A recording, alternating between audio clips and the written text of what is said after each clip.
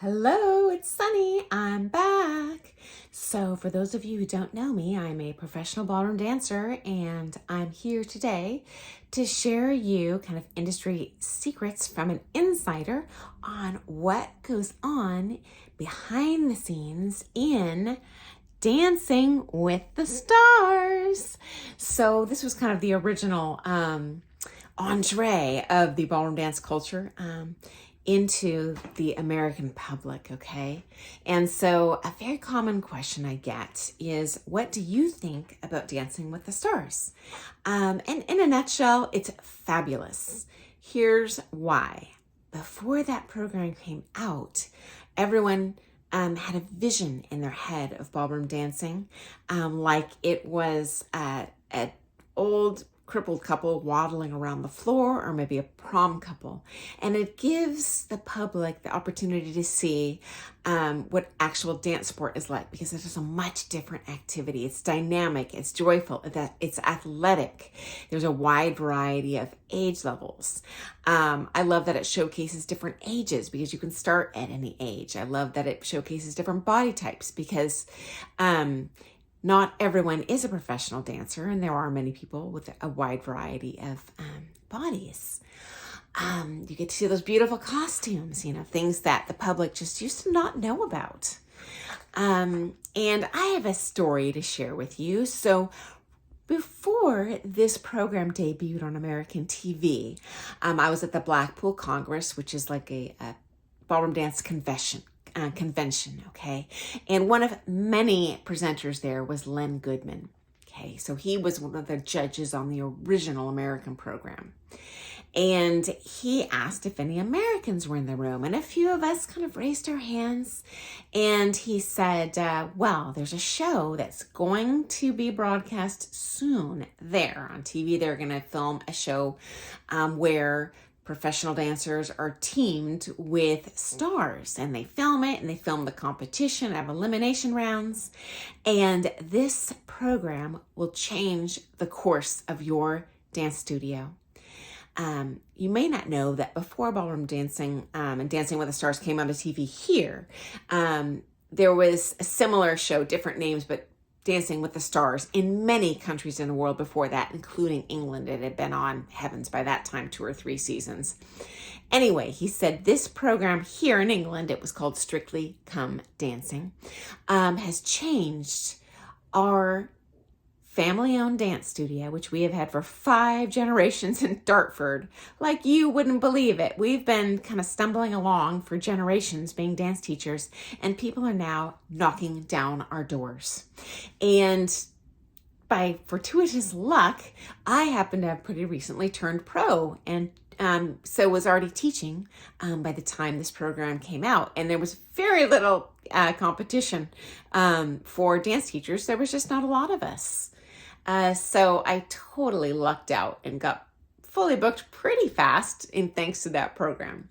But anyway, before that program debuted, I was contacted by a recruiter, like many ballroom dancers were. Again, there were not many championship level dancers at that time, to see if I wanted to audition for this show. Now, to be one of the dancers on the show, obviously not a star.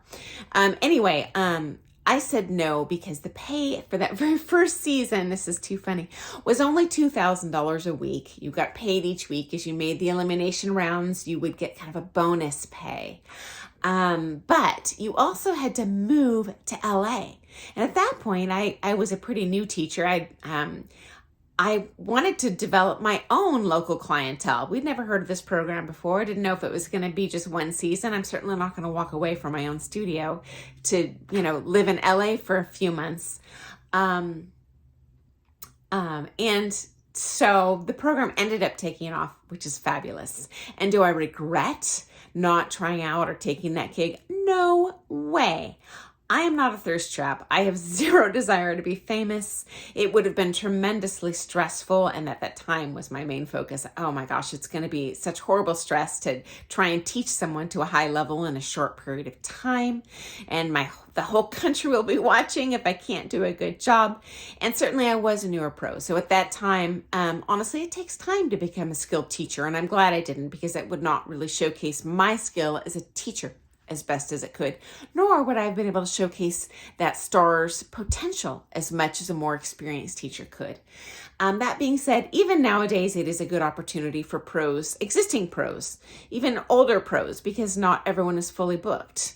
And that's or if you are a very new pro and you have no clientele yet, it's a great opportunity just to kick off your career, because everyone knows where you are, who you are, and there's a certain kind of notoriety that comes just with appearing on that show, and a credibility built in, that people will just come to take lessons with you regardless of your skill, because they just want to say, oh, I took a lesson from so-and-so on Dancing with the Stars, okay? But I have had many, many, many friends compete on that show. I've shared floor space with those pros while they're teaching their star. I've attended many live tapings of that show. So I do have more of a background kind of insight than most people on kind of what is going on there behind the scenes, okay? And so I would always choose to attend the very first show of each season or the last show.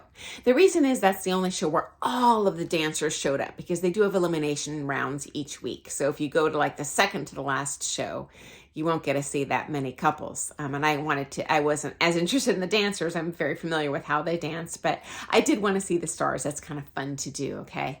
And this thing is filmed in, it's a TV film studio.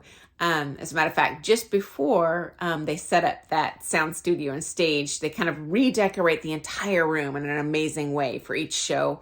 But they had some game show in there, like Price is Right or some old school game show, just before they taped that Dancing with the Stars that day. So that was kind of funny. But anyway,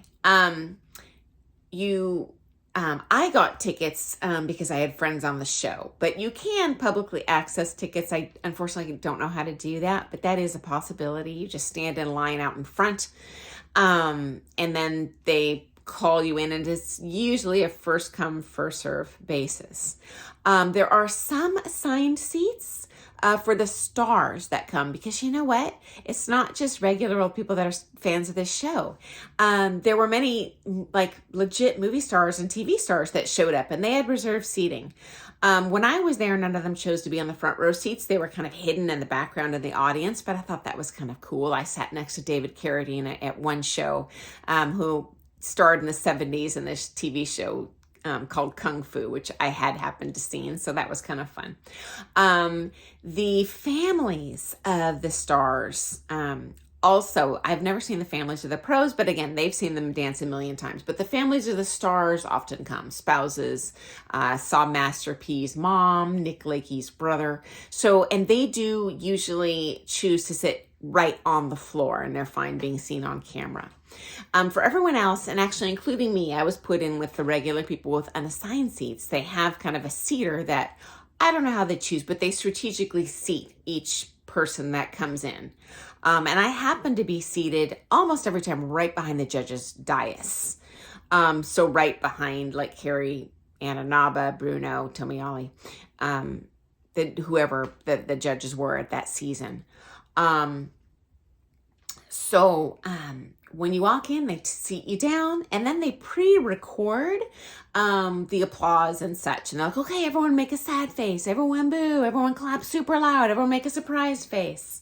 So that was kind of interesting. So that guy is kind of the prep guy, and he also keeps you entertained during commercial breaks, because the show is filmed live. Okay. And so you just sit there between the commercial breaks, but he tries to keep everyone amped up. Okay.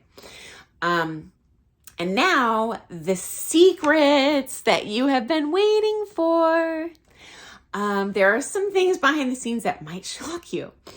Number one, they make it look like these people just started dancing this week. The reality is you are partnered up with that star months in advance. You prepare far in advance. You know which dances you're going to have coming up. You prepare those dances in advance.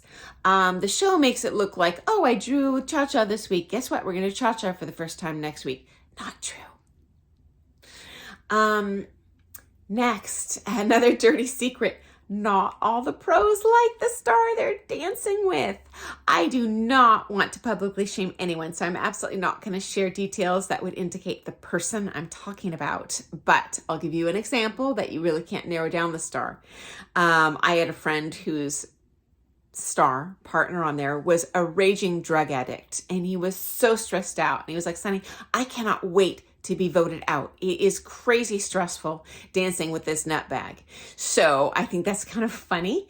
Certainly, you know, we're professional dancers. We are very passionate about what we want to do. We want to showcase our teaching as best we can. And if our student is not committed or serious, that doesn't make us look good. We don't care if they're not talented. That's one thing. But someone just no-showing and acting crazy and an emotional roller coaster is not enjoyable for us to teach. Okay. Next, big scandal. Shh. These marks are kind of rigged. So when you sit behind the judges panel, you see they have these little white paddles down below the desk, and they hold up a panel with, 1, 2, 3. They rate these dances as they come on.